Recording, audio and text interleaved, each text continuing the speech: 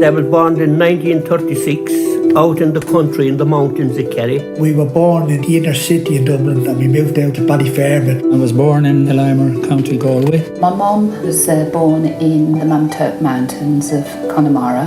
Dad was from Ballinolea, County Longford. I was born in County Kevin. I come from Saban, County Tyrone, Northern Ireland.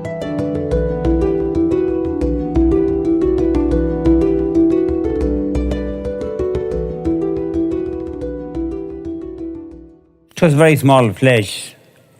We had a house, kind of a little bungalow. We had the land at the back. We had to keep sheep and cattle and that. We were from Roscommon. My dad's a farmer, as was my mum. I could milk any cow, feed the pigs, whatever anybody wanted. We had land, bit of land, and all the work had to be done by hand. It was very hard because I never see a pair of shoes until I was about 10. Primary school was just over 3 miles, so we walked there every morning, winter and summer. We had a vicious old devil of a teacher. You get the strap, but worse still, you get the duster or something else thrown at you and you get it around the head, around the ears. But he was a good teacher. As a child, I always wanted to be a nurse. I used to practice when I was a kid with my brothers, dressing up as a nurse. Really poverty. Nobody had no money, nobody. You might get one day on the docks, you might not get nothing in other way. There was no work and bad conditions sort of thing. There was 8 of us, and I was the eldest. There was no work there, right? That's why I came over here. That time people would be coming back from England and they all had money and nice clothes, everyone would be looking at them. And if you had a watch, oh my God. We had a bit of a land in Ireland and things, them times, wasn't so good. So my parents decided that we'd sell up and come to England. I was 15 when I come to England. I had to say I was 16 to get a job here. I was 16 then. I was old enough to head to England, 1955. My parents never knew I'd come to England because I was only about 14 and a half, 15 at the time. I just run away from home. So I came to England. My father didn't want me to come. I came across on the boat on the Princess Maud and the seas were rough. It took us 13 hours. I was just sick. And everybody was sick. We come across on the B&I, that was the ship that left from the North Wall in Dublin. Crowded, people lying everywhere. It was rocking like the devil, plus a couple of hundred cattle in the hold. I landed in Liverpool. I missed my train. There was a graveyard there and I stayed the night, sitting on the seat, dark as ink. Eventually I got to England, to Birmingham. I met a bloke who used to work on the railway, a Boyle man. He took me to the railway, Monument Lane station. I spent some time on the railway. I met an Irishman and he was working on the railway and he says, if you come out with me in the morning, I'll give you a job. So that's the way I went. I was responsible for the safety. I had to make sure everybody heard me whistle and all that when there be a train approaching. I had railway in my blood, I think. I went to work at New Street Station. They were demolishing part of it, then rebuilding the new part. And I was just a labourer myself. We made a new railway, new fences, concrete sleepers. The railway was nearly all Jamaicans and Irish because it was hard work, shovels and pickaxe and all that sort of thing. The tracks were left fall to pieces during the war.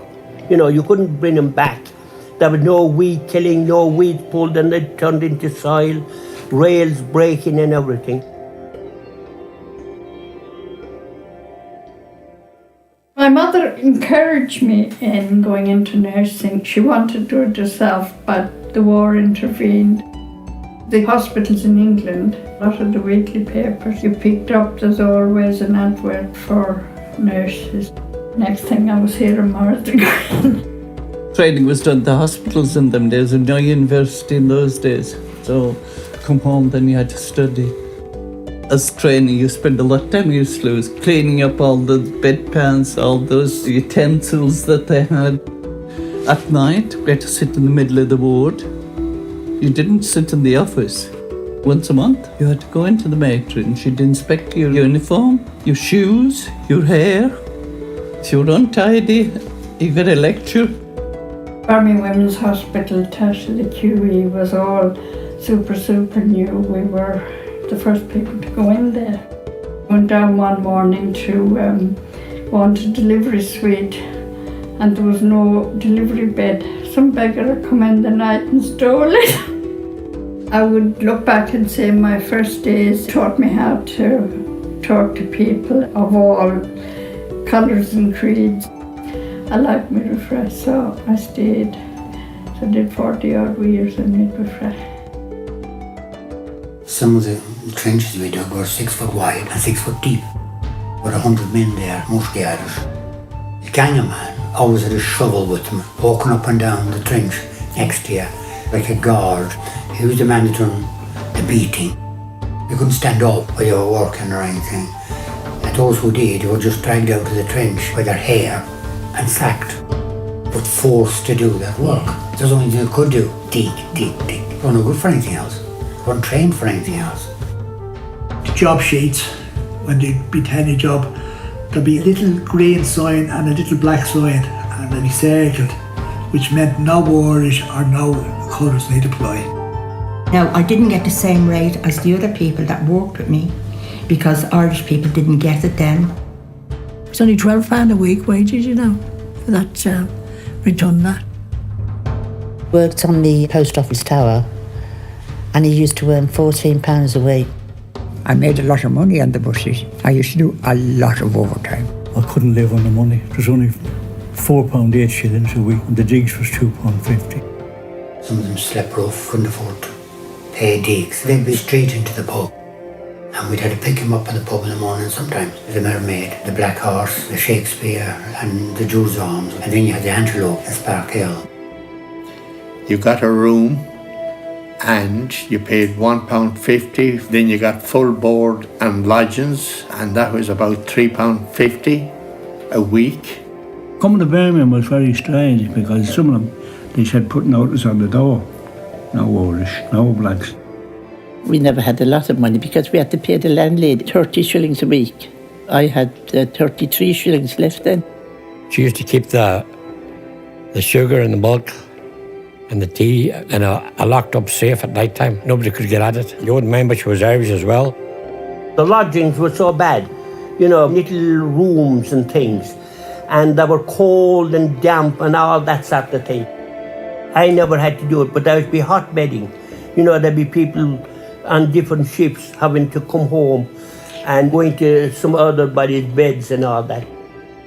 When Spaghetti Junction was being built, accommodation was really in short supply, and we actually had 10 construction workers, but we only had 5 beds. They were quite happy. Day workers would get up and have their breakfast and go off to work, and the night workers would come home and have their breakfast and get into the beds that the day workers had just left. We got a tunnel to build from one side of New Street to the other side to pick up the main sewer. And that was in the daytime, and at night then I used to go out to Hampton Airport clearing the snow off the runway. I used to work about 18 hours a day.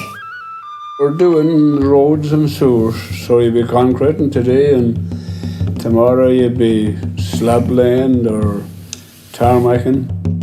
Even diverted sewers. And if you cut your hand, they told us, any cut, you'll have to go down to the hospital, the general hospital, because you'll get poisoned or something. You weren't supplied with any equipment at all. You had to provide your own. It's up to yourself whether you got it or whether you worked without it or not. You dust everywhere, you wouldn't have a mask on you or nothing. Then when you start painting, then you just put Vaseline on your face. And then at the end of the evening, you just wiped the Vaseline off. In '66, I was at Wimpy's and we were building a 20-storey block of flats in Sun Street. We'd done 3 or 4 of those up around Lee Bank, Aston Cross. Concreting the roads, nearly all the roads in Birmingham. Done High Street Smithick, we done High Street Harbour, we done the ring road in town there. From the Irish Centre up into the bullring, we done that, and we demolished the old bullring, dug it all out. And we done Newton Road, and we done Camp Hill there. In about 1968, 69, I was a block foreman by then. I could take the whole block on from the very foundation up to the top, over all the block. The ground workers, the chippies, and the concrete workers. And we'd build a house a day, like a twin house, 10 hours a week. I worked in Challenberley Wood or Castle Vale. Met this bloke. He said, there's a big job, Spaghetti Junction. The next day I got on the bus and went out to Spaghetti Junction. It was just grassland like more or less that time. He said, can you drive a machine? I said, no. He called this bloke over. He says, here, can you give Frank a go on this? And he showed me how to do it. And I drove up and down the side. And that was the tuition. And I came to Birmingham. I came into Spaghetti Junction first. I worked on the steel at that time, you know what I mean? Reinforced steel. No, he fixed it all together, you know what I mean? Make columns out of it. Concrete it then. And I was up 100 foot, and it was of a Saturday evening. Somebody was praying for me. I nearly come down, but one man took a step back and fell to his death. But I walked off one day down the canal, down to Spaghetti Junction. There was a guy drowned there, in that canal, drowned in the sludge. Couldn't reach him in time. The time it pumped out, he was dead. I don't give credit to the guys who actually done the work.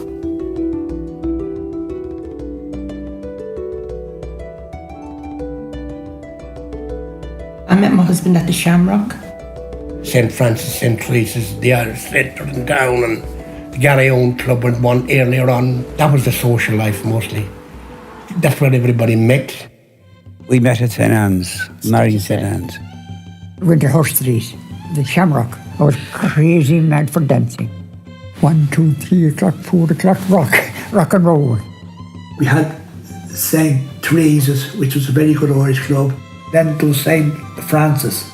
Well, the first thing I went and done was went to St. Catherine's because my favourite pastime was dancing. Kaylee, you name it, the lot. And then I went there about 4 or 5 weeks, maybe 6, and I met my husband. My early years in Birmingham then was spent around various jobs, like I worked in Lucas's, I worked in factories of tube bending, auto machines. We always put £1.50, which was a lot of money then, in an envelope and sent it to our parents. Then I went on then to work in the IMI, which there was a lot of Irish people there. I loved it there. And I used to finish there at 5:30, and then I used to run up Witten Road all the way to Trinity Road. There was a petrol garage. I worked in there from 6 o'clock till 9, but that was my money to send home. Took us to the food office in Broad Street for our ration books and our ID cards. Then after that they took us on to the BSA in Armory Road, and from there then they took us to our digs on Ladypool Road. They trained us to be an assessment welder. I thought I'd never even seen an assessment lamp, never mind anything else. So like they showed us how to light it and put the oxygen thing on it. And then I used to send 10 shillings a week home to my mother. If it wasn't for these people leaving Ireland and sending money home, Ireland would have collapsed many, many years ago. A lot of us Irish men moved from job to job because it was more money. It wasn't the conditions, because conditions at that time was no different with the one fellow you were with before that or the fellow you were going to go to. And asked me, this John Healy, what I done for a living. I told him out on the building and I was getting about 10 quid a week. I asked him what he'd done. He says, I am a bus driver. I said, what's the wages like? He said, around 20 quid a week. I said, could I get a job there? He says, of course you can. I've done 27 years, and sometime later I got a very nice letter from management congratulating me.